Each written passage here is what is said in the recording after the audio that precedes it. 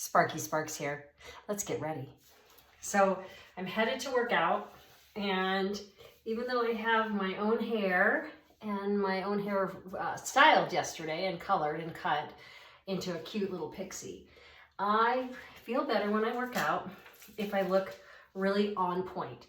So today I'm getting ready and I'm going to wear Ignite, which is one of my favorite go-tos for working out because she doesn't get hot on my neck and tangled.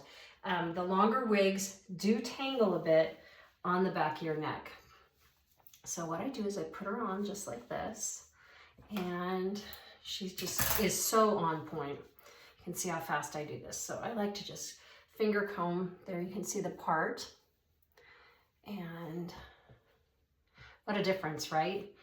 It looks sophisticated, on point, like I'm ready for the day. Let's see. There she is. And I like to tuck this side. You can see my own hair a little bit. Not really, it just feels like you can. There we go. Put some earrings in and I'll be ready to go to the gym. So I hope that's helpful. Have a great day. And if you work out, enjoy that workout.